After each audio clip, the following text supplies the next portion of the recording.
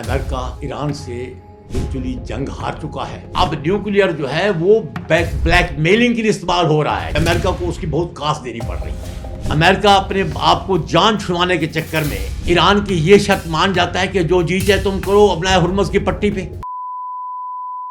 बिस्मिल्लाहिर्रहमानिर्रहीम। मेरा आज का थीसिस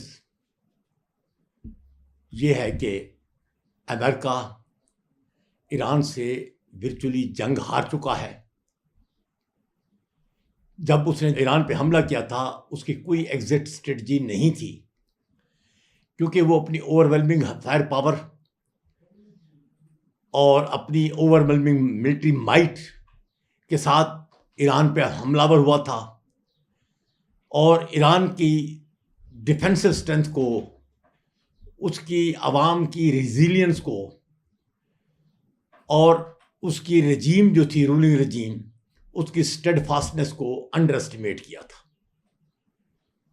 उसका अजम्पशन ये थी कि वो जाएगा, बस ईरान सरेंडर कर देगा या रजीम चेंज हो जाएगी, उसकी अपनी रजीम होगी या दोस्तों की, और फिजिकली ईरान उस ज़मीन, उसकी सरजमीन उसके बूटों के नीचे होगी और जब चाहेगा वो पे चला जाएगा।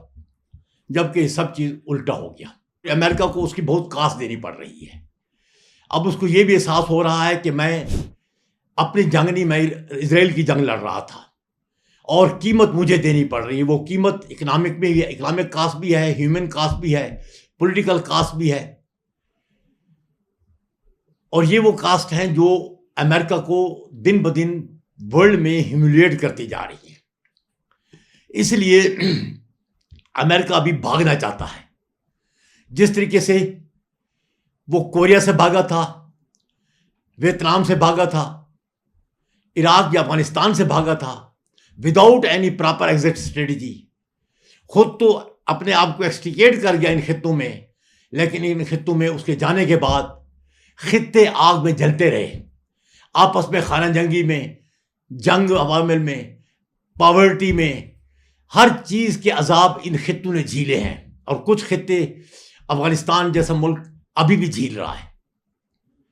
और अब ये जो सो कॉल्ड पीस डील हो रही है, उनमें से काफ़ी सारे पॉइंट एग्री भी हो गए हैं। मेरा जो थीसिस वो ये है कि अमेरिका जो पीस डील, जो पीस पॉइंट ईरान दे रहा है, अमेरिका उस पर साइन कर रहा है। जिस तरीके से ईरान कह रहा है, अमेरिका उसको यस कह रहा है, क्योंकि अमेरिका निकलना चाहता है। लेकिन इसमें 3 पॉइंट ऐसे हैं, मैं ये समझता हूं अमेरिका खुद चला जाएगा, लेकिन खित्ते को फिर बदअमनी की और जंग कंस्पिरेसी की आग में डाल जाएगा। क्योंकि अगर वो सही मानों में हल नहीं होते, कंप्रिहेंसिव डील के जरिए से वो 3 इशू भी हल नहीं होते, तो फिर खित्ते में अमन शायद एक डिस्टेंट रियलिटी बन जाएगा, इमीडिएट नजर नहीं आएगा। फिर खित्ते के मालिक को, वर्ल्ड को दोबारा पीस डीलें करनी पड़ेगी, बैठना पड़ेगा अमन लाने के लिए। वो पॉइंट कौन से हैं? वो पहला पॉइंट ये है कि जिस तरीके से लबनान पे इजराइल ने हमला किया, ईरान ने कहा लबनान में सीज फायर करा दो, अमेरिका ने फौरन करा दिया। ईरान ने कहा कि मेरे 6 बिलियन जो डॉलर है जो सीज किए वो रिलीज कर दो, अमेरिका ने फौरन रिलीज करके कतरी बैंक में ट्रांसफर भी कर दी है।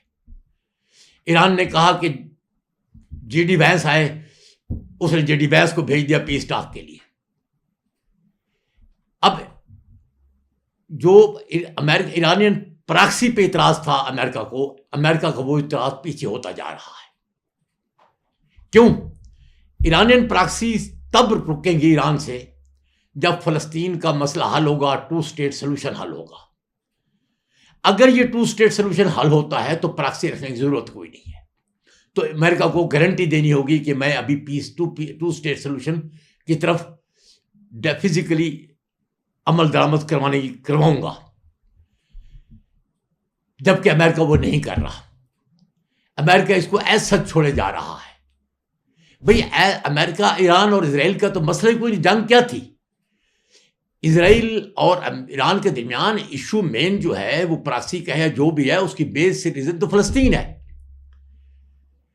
और अगर फलस्तीन में 2 स्टेट सोल्यूशन हो जाती है फाइनल, तो इजराइल का जो फर्दर ज्योग्राफिकल एक्सपेंशन है वो रुक जाती है। जबकि इजराइल अपने ग्रेटर इजराइल के एजेंडे के लिए अपनी एक्सपेंशन नहीं रोकना चाहता, इसलिए टू स्टेट सोल्यूशन को वो अमल दरामद नहीं होने दे रहा और अमेरिका सपोर्ट कर रहे हैं। सो अगर इस पीस डील में ये टू स्टेट सोल्यूशन नहीं होता, जो नहीं लग रहा मुझे अब तक किसी बातचीत में नहीं आया, तो इसका मतलब ये हुआ ये जंग, ये काज ऑफ जंग या काज ऑफ वार जो मिडल ईस्ट में मेन है वो रहेगा, तो आगे फिर जंगें होंगी। दूसरा इशू जो मुझे लग रहा है वो न्यूक्लियर का था। जो ईरान ने जंग से पहले ओमान में कह दिया था कि मैं अपनी न्यूक्लियर से दस्तबरदार होता हूं एनरिचमेंट से, अब भी ईरान वही कुछ कर रहा है। यानी कि अमेरिका ने कोई जंग में कोई नई चीज तो हासिल नहीं की, लेकिन ये एनरिचमेंट से दस्तबरदारी बेसिकली ईरान ने अपने आप को इस जंग से बचाने के लिए की थी। लेकिन इसको आप सिर्फ सिंगल कंट्री के तनाजुर में नहीं दे सकते। इस खित्ते में एक और न्यूक्लियर पावर है जो न्यूक्लियर दादागिरी कर रहा है। पहली दफा इस खित्ते में इजराइल ने 4-5 अप्रैल को सैमसन ऑप्शन को यूज करने की डिस्कशन की है। दूसरे लफ्जों में अब न्यूक्लियर जो है वो ब्लैकमेलिंग के लिए इस्तेमाल हो रहा है। जब अमेरिका ने कहा कि मैं ईरान की सिविलाइजेशन को एलिमिनेट कर दूंगा, बट वाज दैट कि he was blackmailing by use of threat of nuclear. तो खित्ते में जब तक पूरा खित्ता न्यूक्लियर से पाक नहीं होता ये थ्रेट बरकरार रहेगा। तो दूसरे ममालिक जो हैं, आज ईरान तो विथड्रॉ कर गया, कल दूसरे ममालिक जो है वो न्यूक्लियराइजेशन की स्ट्रगल में शुरू हो जाएंगे। अगर आपने इस खित्ते में न्यूक्लियर को से पाक करना है तो फिर आपको इजराइल से भी न्यूक्लियराइजेशन खत्म करनी होगी। Last but not the least जो पॉइंट है वो है अपना हुर्मस का। ईरान बिल्कुल जायज था, उसने अपना हुर्मस को as a weapon of war use किया, एज ए स्ट्रेटजी यूज की, और उसका ये वेपन जो है अमेरिकन की बहुत सारे स्ट्रेटेजिक वेपन जो है उनको काउंटर कर गया। अमेरिका ने अपनी एक्सट्रीम एस्केलेटेड वार फुटिंग तक पहुंचा, सिवाय न्यूक्लियर वेपन इस्तेमाल करने के बाकी उसने हर कुछ करके देख लिया। लेकिन वो ईरान से ना अपना हुर्मस सरेंडर करा सका, ना छुड़वा सका कब्जा, ना वो ईरान से सरेंडर या रजीम चेंज करवा सका। और इस अपना हुर्मस ने अमेरिका को पूरी दुनिया के इकोनॉमिक और ग्लोबल प्रेशर का शिकार कर दिया। रिजल्ट ये हुआ अमेरिका चाहता है किसी तरीके से अपना हुर्मस ओपन हो जाए। उस पर ईरान क्या करता है? ईरान कहता है मेरा सॉवरेन क्लेम है, बिल्कुल सॉवरेन क्लेम है। अपना हुर्मस में स्पेशली उस पट्टी पे जो हुर्मस की पट्टी है, जो कि 22 नहीं बल्कि 21 नॉटिकल माइल है टोटल। उसके एक तरफ ईरान है, उसके एक तरफ ओमान है। एज पर लॉज ऑफ सी, जो दुनिया का इंटरनेशनल लॉ है, एक मुल्क जो है वो 12 नॉटिकल माइल तक अपने टेरिटोरियल वाटर के ऊपर अपनी सॉवरेन राइट रखता है। सो अगर उस तरह देखा जाए तो वो जो अपना हुर्मस की तंग पट्टी है वो टोटल 21 नॉटिकल माइल की है।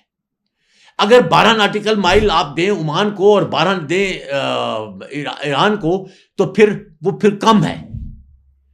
दूसरे लफ्जों में ये पूरी पट्टी जो है वो टेरिटोरियल वाटर है ओमान का और ईरान का। सो इंटरनेशनल वाटर नहीं है, उसका सॉवरेन राइट है, वो जो चाहे करे। लेकिन जहन में याद रखें ये जो पट्टी है ये लिंक करती है ओवरऑल पर्शियन गल्फ को अरेबियन सी के साथ या गल्फ ऑफ ओमान के साथ। सो जितना ट्रेड पास होना है toward Persian gulf of Oman आने जाने का, वो सारा इस पट्टी से गुजरना है। और ये जो पर्शियन गल्फ है जिसके अंदर ये अपना हुर्मुज की पट्टी है, ये सिर्फ ईरान की मलकियत नहीं, या ईरान सिर्फ कोस्टल स्टेट नहीं है इस पर्शियन गल्फ का। इसकी 6 और ममालिक भी हैं। ओमान है, यूनाइटेड अरब अमारात है, कतर है, बहरीन है, कुवैत है, सऊदिया है और इराक है। तो क्या इस पीस डील में अमेरिका अपने आप को जान छुड़वाने के चक्कर में ईरान की यह शर्त मान जाता है कि जो जी चाहे तुम करो अपना हुर्मुज की पट्टी पे, यू हैव द राइट? उसका सॉवरेन राइट बाकी है, लेकिन इसको इस तरह से हल करना होगा कि कल दूसरे ममालिक जो हैं उनके राइट्स को भी डैमेज ना मिले। क्योंकि इंटरनेशनल जो लॉ है वो ये कहता है जहां जहां पर भी सी लेन ऐसी हैं जिसकी पट्टी जो है वो लिमिटेड है, तो वहां पर ग्लोबल ट्रेड को रोका नहीं जाएगा। कोई स्टेट, बेशक वो टेरिटोरियल वाटर भी किसी स्टेट का नहीं हो, अगर आप देखें ना, जो मलाइका, स्टेट ऑफ मलाइका है, उस पर नंबर ऑफ इस तरह की पट्टियां हैं जिस पे इंडोनेशिया, जापान, कोरिया, इन सब के राइट हैं, सॉवरेन राइट हैं, कंट्रोल है, लेकिन वो उस गल्फ ग्लोबल ट्रेड को नहीं रोक पा रही, उन पे कोई टैक्सेशन नहीं लग रहा। तो क्या ईरान को जो वो पैसेज फीस है वो आप सब ममालिक पे लगाने की इजाजत दे देंगी? इससे क्या होगा? कल इन ममालिक के दरमियान और ईरान के दरमियान एक नया इशू खड़ा होगा, ग्लोबल ट्रेड के हवाले से एक इशू खड़ा होगा। फिर ये खित्ते के लोग और दूसरे बैठेंगे जो मसाइल हल करेंगे। दूसरे लफ्जों में, अमेरिका चला जाएगा। इससे पहले अब नया हुर्मुज़ खुली हुई थी, इससे पहले कोई ऐसा इशू नहीं था, लेकिन इस जंग से नया इशू क्रिएट हुआ है।